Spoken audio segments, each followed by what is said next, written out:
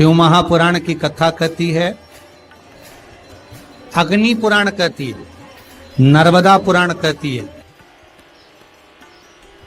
लिंग पुराण कहती है कि बेलपत्री के वृक्ष के नीचे, नीचे तो नीचे वो भी जाने तो यहां तक वर्णन किया शिव महापुराण में तो कि बेलपत्री का जो फल होता है ना, बेल फल जो होता है, कहते हैं अगर किसी व्यक्ति के यहाँ लक्ष्मी की कमी होती है, संपदा की कमी होती है, जिसके यहाँ पैसा नहीं आता, धन नहीं आता, तो बेल का जो फल होता है, बेलपत्री का जो फल होता है, उस फल के गूदे को,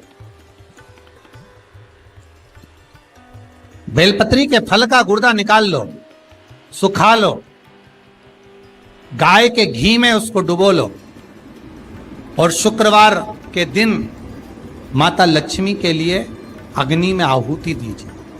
महाराज, शाम के समय पर सूर्यास्त के पहले ये जो आहुतियां हम बेले के गुर्दे के फल की गाय के घी में डुबोकर माता लक्ष्मी और भगवान विष्णु के नाम से देते हैं, महाराज 2 या 3 शुक्रवार करोगे, लक्ष्मी की कभी कमी नहीं आती, संपदा बढ़ती है। एक प्रयोग और कर देखना, कभी अगर मौका मिले आपको तो प्रयोग कर देखिए। लिंग पुराण के अंदर लिखा हुआ है, शिव पुराण में, लिंग पुराण में और स्कंद पुराण में कहा गया है कि अगर किसी ने बेले के फल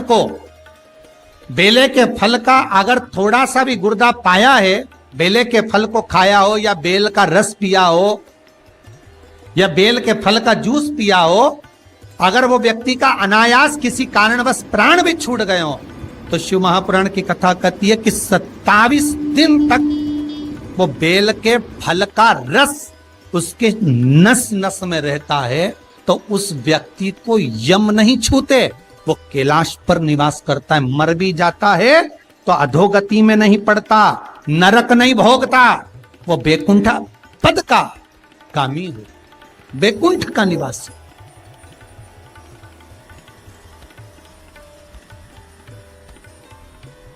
वैकुंठ का निवास।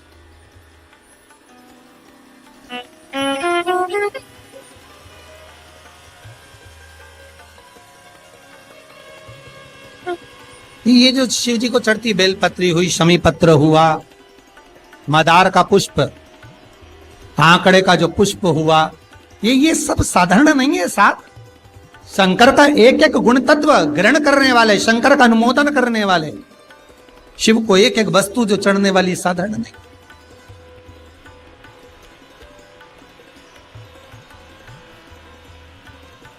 महाराज, हम तो आपसे निवेदन पहले भी करे, आज फिर करते।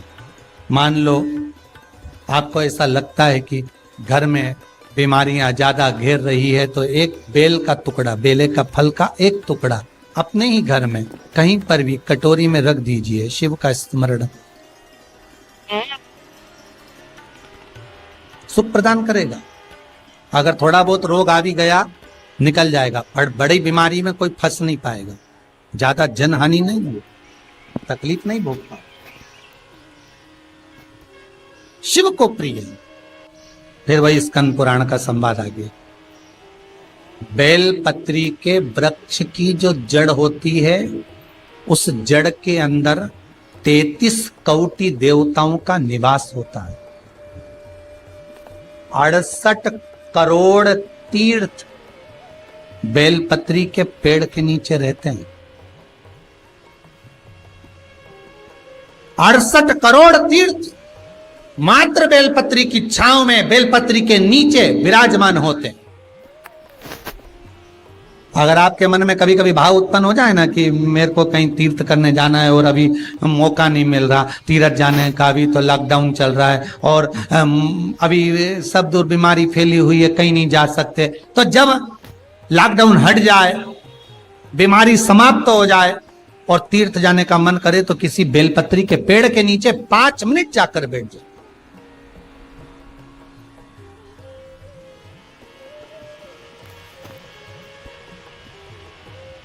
और जप लो, श्री शिवाय नमस्तुभ्यम जितने बैठे हो टीवी के सामने प्रेम से बोलो श्री शिवाय नमस्तुभ्यम। जितने टीवी के सामने बैठे और फिर से बोलो श्री, साथ में बोलो, आगे आगे नहीं। श्री शिवाय नमस्तुभ्यम। जब तुम्हारा मन करे मुझे चारों धाम जाना है, जब तुम्हारा मन करे कि मुझे काशी जाना है, जब तुम्हारा मन करे मुझे उज्जैनी जाना है, जब तुम्हारा मन करे कि मुझे ओमकारेश्वर, मुझे सोमनाथ जाना है, भीमा शंकर, बैद्यनाथ, मल्लिकार्जुन जाना है, केदारेश्वर जाना है, बस नागेश्वर जाना है, थोड़ी देर के लिए बेलपत्री के पेड़ के नीचे जाकर भी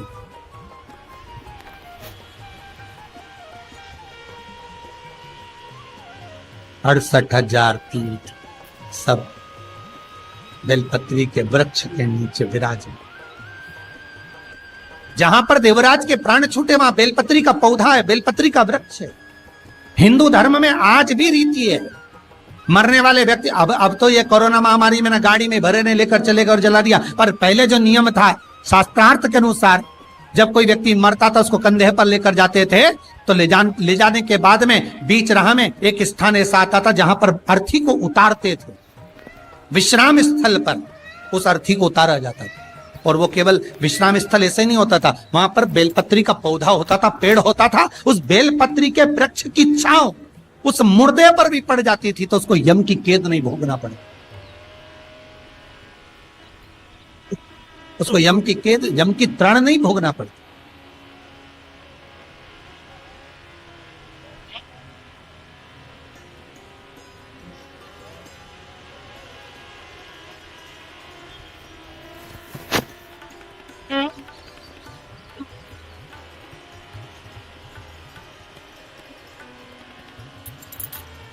इसलिए उस बेलपत्री के पौधे के नीचे उसको विश्राम दिया जाता है।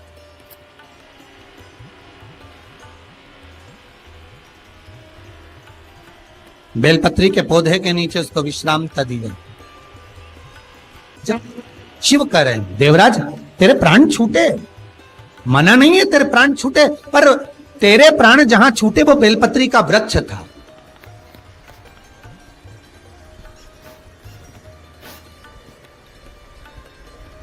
और अब तुझे यहां नहीं रहना है, अब तुझे कैलाश पर रहना है।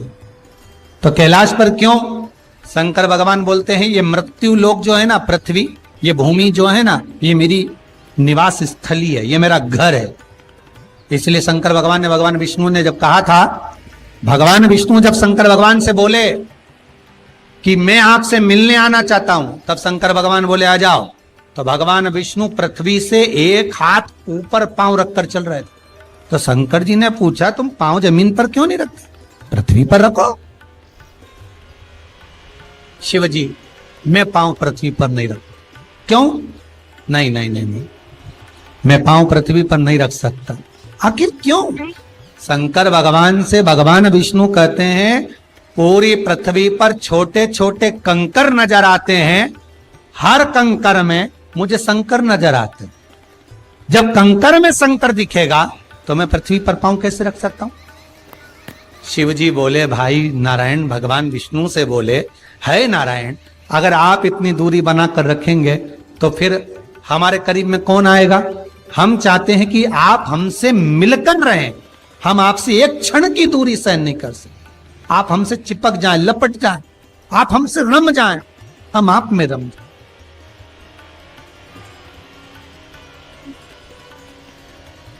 कुछ ऐसा कर दो, शंकर जी कह रहे हैं नारायण कुछ ऐसा कर दो कि शंकर नारायण से दूर नहीं रहे, नारायण शंकर से दूर नहीं रहे, ऐसा कुछ कर दिया जाए। तब भगवान शिव ने भगवान विष्णु से कहा एक काम हो सकता है कि आप सांप बन जाओ। भगवान विष्णु ने पूछा मैं सांप बन जाऊं क्यों? शंकर भगवान कहते हैं सांप बन जाओगे तो मैं गले में आपको डाल कर रखूंगा, आप मुझसे चिपके रहोगे, मैं आपसे चिपका रहूंगा, आप मुझसे लगे रहेंगे, मैं आपसे लगा रहूंगा, दूरी नहीं रहेगी एक क्षण की भी। और भगवान विष्णु सर्प बन गए, भगवान विष्णु सांप बन गए। सांप बने भगवान शंकर ने, भगवान विष्णु जब सर्प बने और सर्प बनकर भगवान शंकर ने अपने गले में भगवान विष्णु को धारण कर लिया। आज भी शंकर भगवान के गले में जो सांप पड़ा हुआ है वो सांप केवल सर्प नहीं है, वो भगवान विष्णु का ही एक अवतार।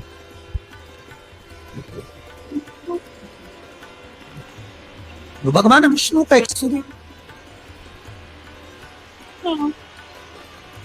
शंकर भगवान के पूरे शरीर पर 6 सांप हैं। कितने सर्प हैं? 6। एक जो गले में है वो भगवान विष्णु का होता, 2 हाथ में, 2 भुजा पर, एक कमर में जो सर्प नजर आता है, ये शंकर भगवान की 5 लड़कियां हैं, जया, विशारा, सामरी बारी, 2 तली और देव। शिव जी की 5 लड़की।